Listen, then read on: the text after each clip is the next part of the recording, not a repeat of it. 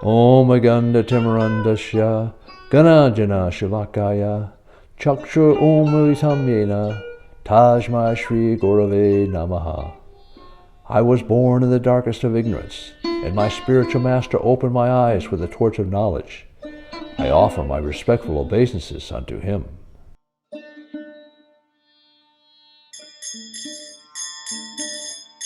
Krishna Kirtana Bhanana Tanapano.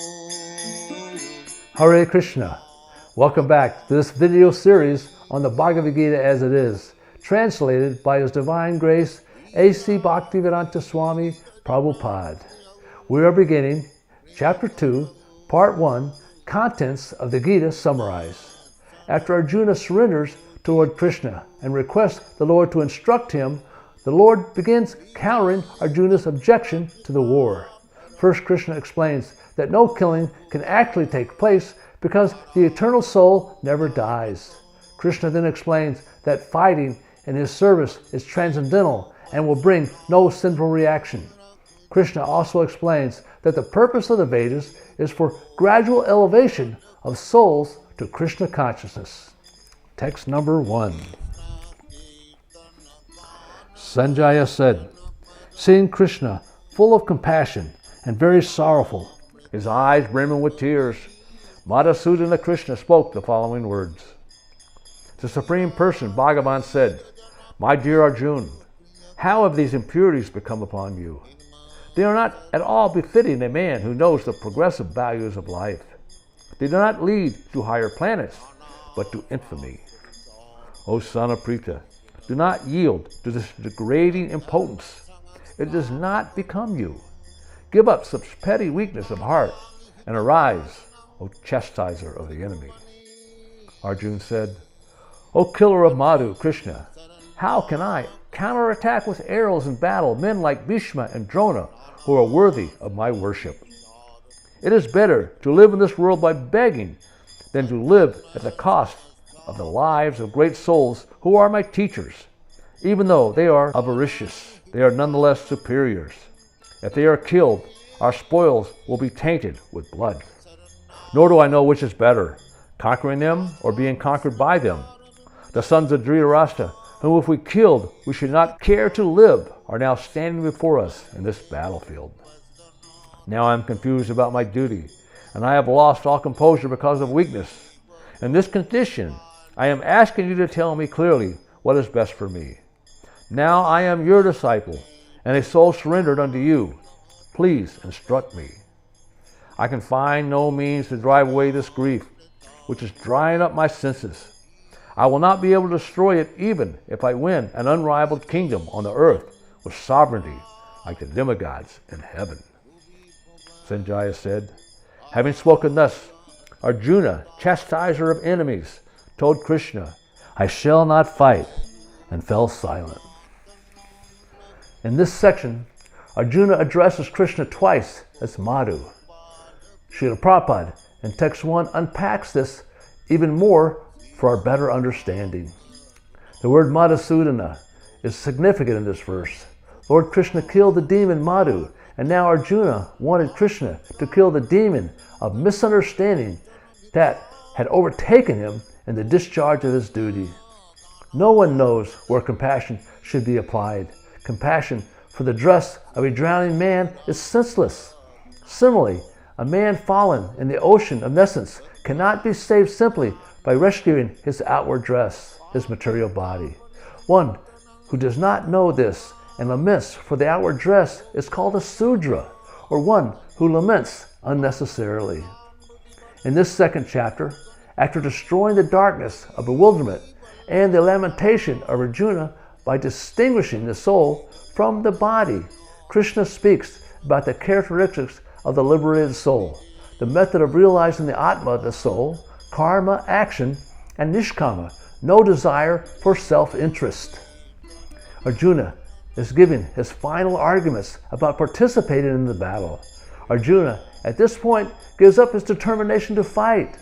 Arjuna gives what appears to be reasons why he should not fight. Whatever is gained in this battle will be spoiled with blood.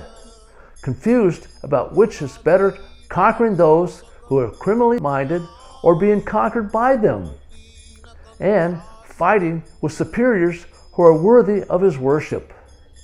In the purport to text 4, Srila Prabhupada expands this argument by Arjuna.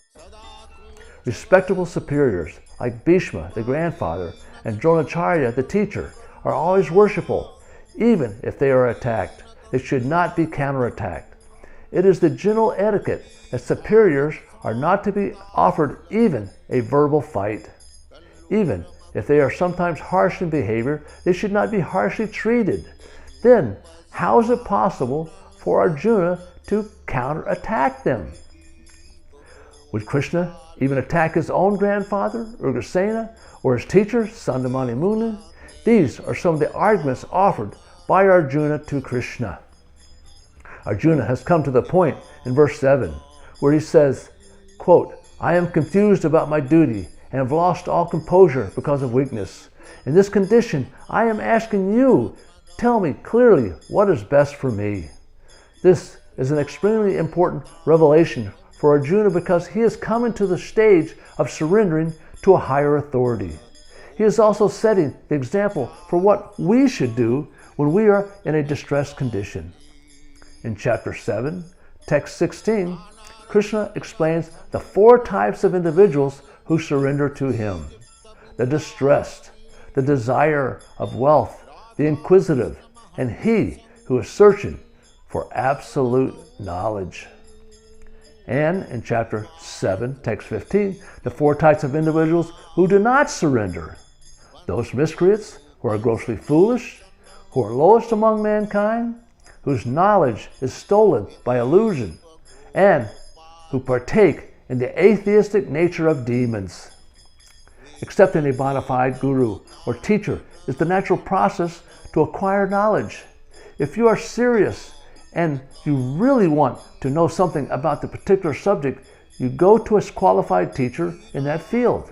By doing so, you accelerate the process of learning and get a better understanding about that subject matter. When Sanjaya informed Dhritarashtra that Arjuna said he would not fight, Dhritarashtra must have been happy to hear this, thinking that it would increase the odds of his sons to becoming victorious in the battle. The mood is short-lived because Sanjaya informs Dhritarashtra that Arjuna is surrendering unto Krishna, the supreme spiritual master, as a disciple. Text number 10. O descendant of Bharat, at that time Krishna, smiling in the midst of both armies, spoke the following words to the grief-stricken Arjuna. The Blessed Lord said, while speaking learned words, you are mourning for what is not worthy of grief. Those who are wise lament neither for the living nor the dead.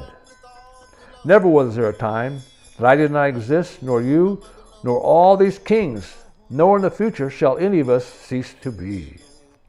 As the embodied soul continually passes in this body from boyhood to youth to old age, the soul similarly passes into another body at death.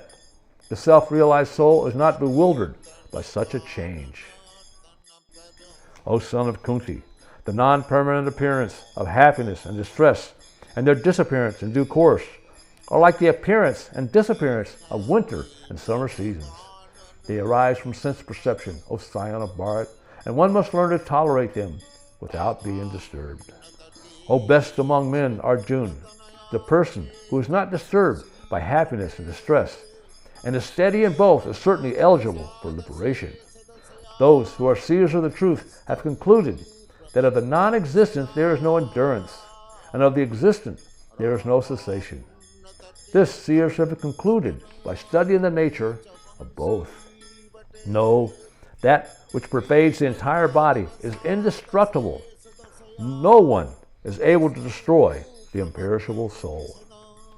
Only the material body of the indestructible, immeasurable, and eternal living entity is subject to destruction. Therefore, fight, O descendant of Bharat. He who thinks that the living entity is a slayer, or that he is slain, does not understand. One who is in knowledge knows that the self slays not, nor is slain. For the soul there is never birth nor death, nor, having once been, does he ever cease to be. He is unborn, eternal, ever existing, undying, primeval.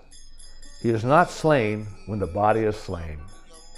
O Partha, how can a person who knows that the soul is indestructible, unborn, eternal, and immutable kill anyone or cause anyone to kill? As a person puts on new garments, giving up old ones, similarly, the soul accepts new material bodies, giving up the old and useless ones. The soul can never be cut into pieces by any weapon, nor can it be burned by fire, nor moistened by water, nor withered by the wind. The individual soul is unbreakable and insoluble, and can be neither burned nor dried. He is everlasting, all-pervading, unchangeable, immovable, and eternally the same. It is said that the soul is invisible, inconceivable, immutable, and unchangeable. Knowing this, you should not grieve for the body. If, however, you think that the soul is perpetually born and always dies, still you have no reason to lament, O mighty arms. For one who has taken birth, death is certain, and for one who is dead, birth is certain. Therefore, in the unavoidable discharge of your duty, you should not lament. Krishna begins his response to what Arjuna is feeling and saying. He is countering Arjuna's statements with a higher philosophical understanding.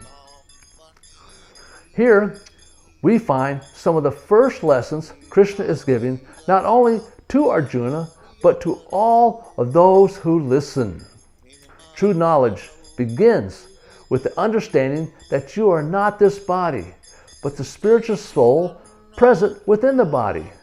Krishna deals with this subject matter first because this is the basic building block for self-realization. Verse 13 states, as the embodied soul continually passes in this body from boyhood to youth to old age, the soul similarly passes into another body at death. The self-realized soul is not bewildered by such a change. This verse has been quoted over 700 times by Srila Prabhupada, trying to instill the basic understanding that we are not this body. He comments in his purport to the verse, any man who has perfect knowledge of the constitution of the individual soul, the supersoul, and nature, both material and spiritual, is called a dhira, or a most sober man. Such a man is never deluded by the change of the bodies. In verse 15, Krishna described for the first time a spiritual goal, liberation. If we understand first that we are spirit soul, then we can understand that liberation is how we achieve it. The soul achieves liberation, not the body. The body is temporary. The body changes from youth to old age. When the body is finished, we get another body. The type of body we get is based on our actions or karma that we engage in during this lifetime. If one acts like an animal, one gets an animal body. If one acts piously, one elevates himself and achieves a higher birth. Both pious and impious births bind us to this material world.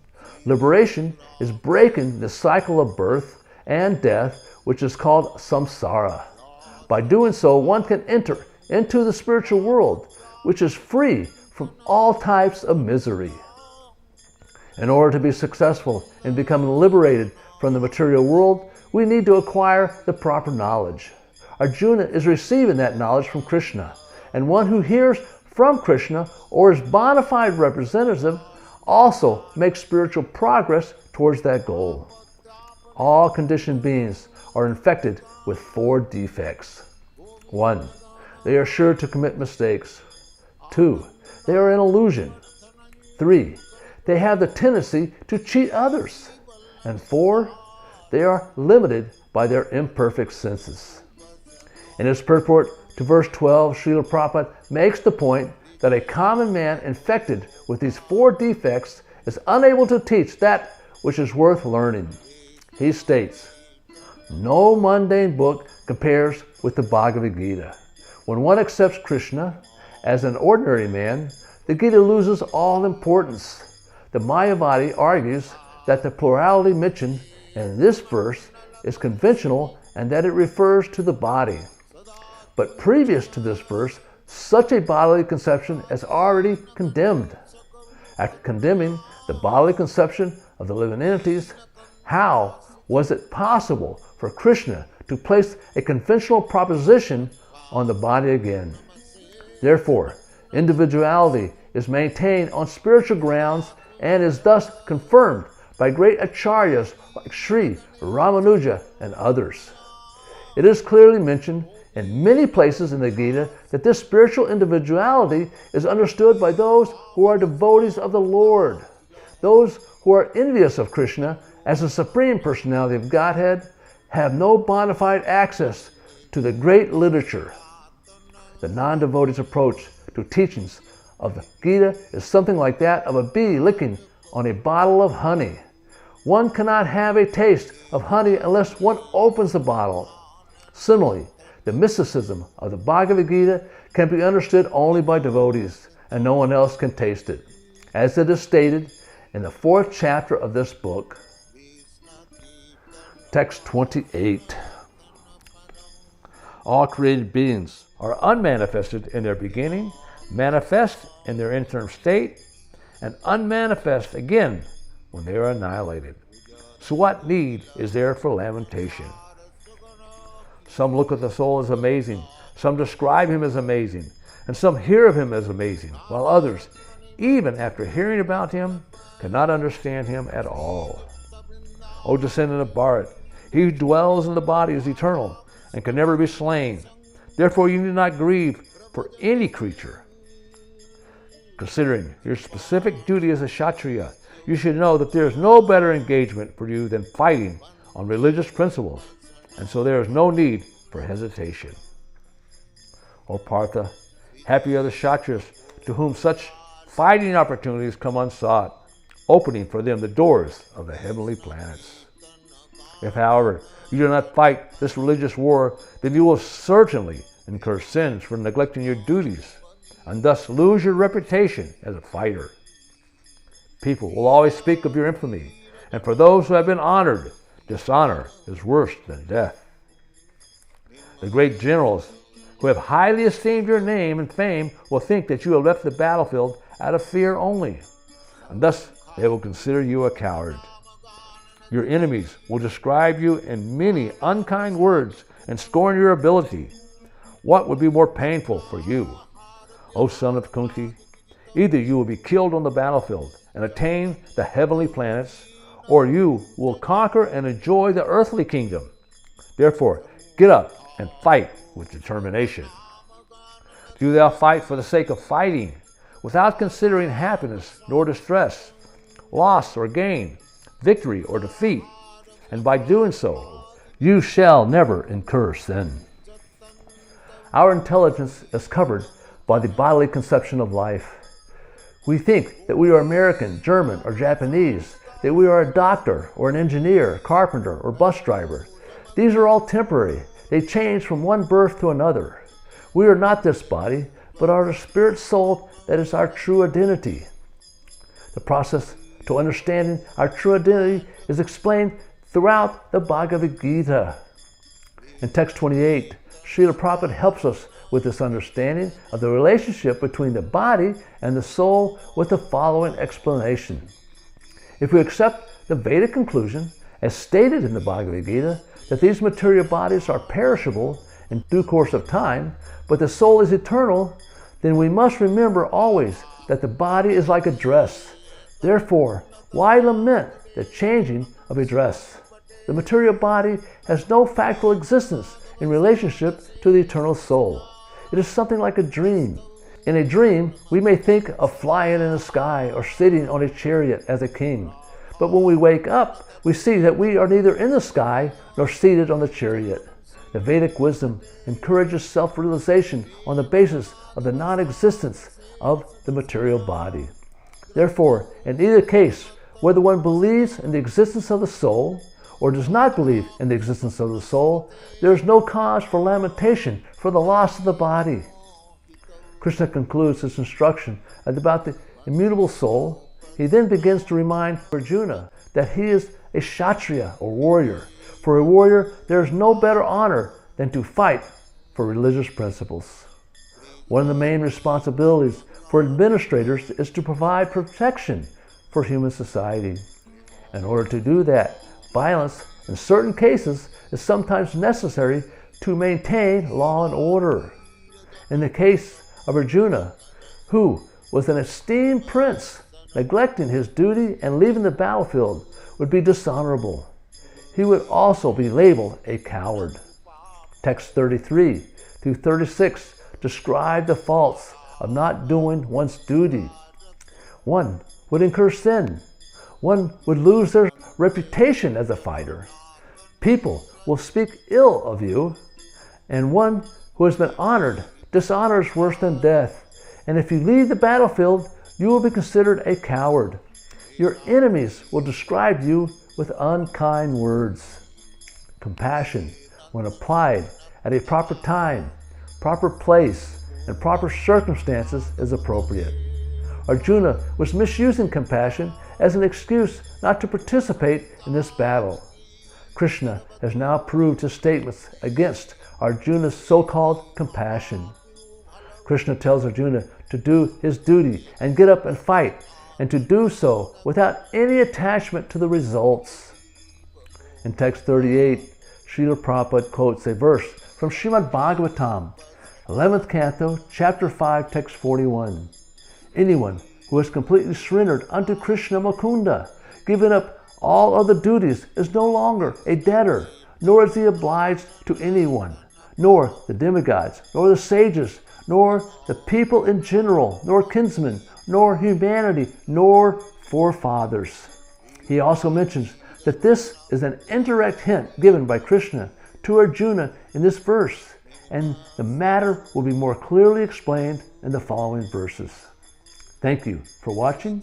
We will conclude Chapter 2, contents of the Gita summarized, in the next episode. Hare Krishna. Bande Rupa Sanatana Raghujaga Sri Jiva Gopalakam Krishna Kirtana Ganana Tana Param Premam Tambani Vira Dhira Jana Priya Kana Nima Sajam Pujito Krishna Kirtana